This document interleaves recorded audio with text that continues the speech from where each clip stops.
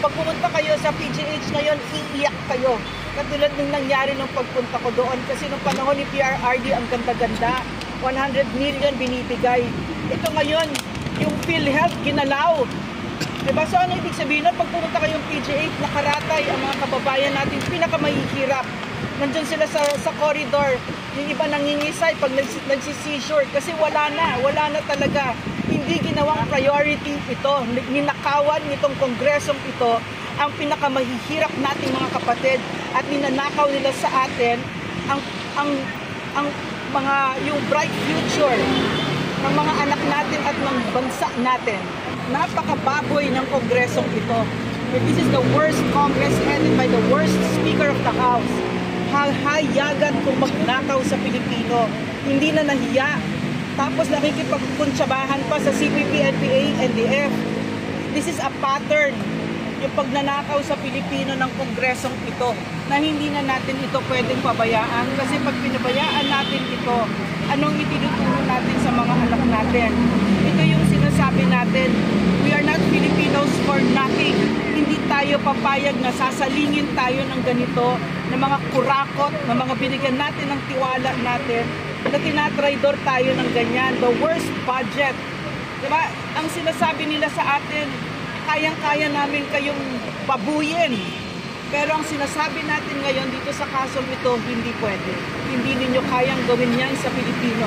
So napakahalaga na nandito tayo at nagpapasalamat tayo kay Attorney Vic Rodriguez, Attorney Jimmy Bondoc, kay Ferdy Topacio, Citizens Crime Watch, former Speaker Devon Alvarez. Kasi tumatayo sila para sa Pilipino. At tayong lahat dito na sumusuporta. Pero mo, pag hindi natin ginawa ito, pag hindi nila ito ginawa, ang sinasabi natin, gawin nyo yan, pwede ninyo kaming nakawan, pwede kahit anong kababuyan, gawin nyo. Tsaka hindi lang nakaw yan. Corruption kills. Marami nang napatay itong mga magnanakaw na ito. Doon lang sa flood control projects, ilan ang nalunod dyan. So tama itong ginagawa natin. We are not Filipinos for nothing at sinasabi natin dito, hindi ninyo kami pwedeng salingin at sinasabi natin ito sa future na mga magnanakaw. Gawin nyo kung anong gusto ninyong gawin. Pero hindi kami papayag, hindi papayag ang Pilipino. Dito ako I'm so proud, very proud of this moment na pinapatunay natin na talagang duyan tayo ng mga magigiting. Yan ang lineage natin. Yan ang tinuro sa atin ng mga magulang natin, mga lolo natin. We are standing on the shoulders of people, of Filipinos who sacrificed. Ilang buong kasaysayan ng Pilipino, maraming ang nagsakripisyo para sa kalayaan na ito at para hindi halayin ang Pilipino. At dyan tayo tumatayo ngayon. Reaction nyo lang, Dok, doon sa speaking of priority, yung education, bakit yun ang hindi nila priority instead of dito nga po sa DPWH, bakit po yun ang kanilang priority? Unang-una ang DPWH kasi ang Kongreso ay punong-puno ng mga contractors. Alam naman natin yan. Alam natin hindi yan tanga. Number 2, so alam na natin yan, para yung pera pupunta sa kanila, mga magnanakaw, no? Diba yun yung sinasabi natin na nakita natin? Number 2, kasi itong mga ito, nakita natin dyan sa ayuda na yan, meron ba silang tinayo kahit na isang eskwela? Alam mo sa mga IPs, mga kapatid nating IPs, kasi umaakat ako ng bundok, naglalakad ang mga batang IP 2-3 oras, lumulusong sa ilog para lang makapag-aral. Doon ba, meron ba silang binigay na pera para naman lang doon? Wala na yung barangay development program, hindi na umaandar talaga.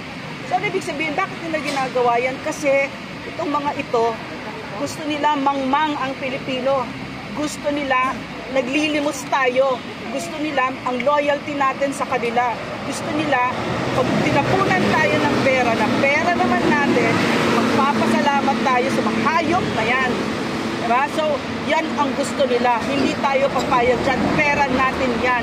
At yung traditional politics, yung patronage politics, padrino, tapusin na natin yan.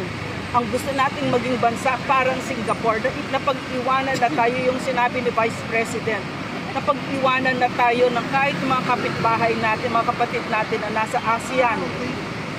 Dati ang sinasabi natin, hinahabol natin Japan, biglang naging Thailand, pamilya. Ang natira na lang Laos. Diba? So napag-iwanan tayo. And the quality of a nation will depend on the quality of its citizens. At ang gusto natin ay ang mga anak natin ay edukado. Kasi yan ang hope, yan ang pag-asa ng ating bayan, ang mga anak natin. Reaction lang po sa si Sandro Marcos kasi yung kauna-una ako na sa impeachment. Reaction niyo?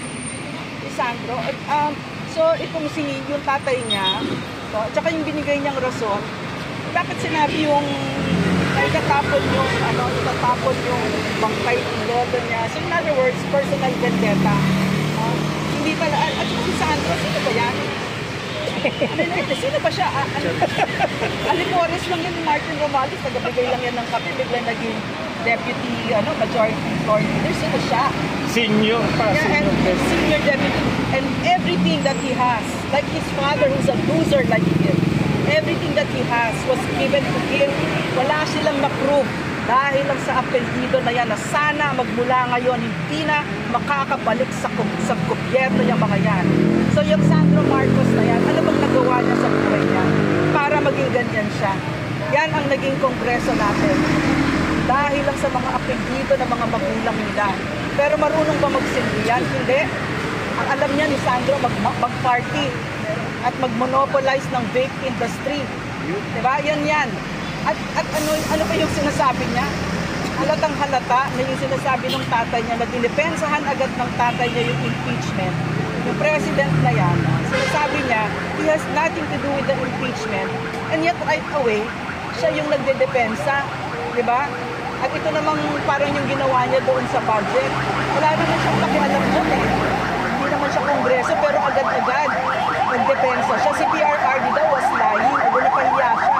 Hindi kasi sinungaling si PRRD. Hindi siya budol katulad mo. No, buong time na nagsisilbi ako kay President Duterte, ang lagi naming naririnig, ito yung ipinangako ko sa mga kababayan natin. May ibig sabihin sa kanya, yung word of honor. Yan ang mga totoong lalaki, yan ang mga totoong tao. Na meron sila, yan ang character. Pag meron kang ipinangako, gagawin mo yan. So yan ang nakikita natin ngayon. No again, never again to a Marcos. Never.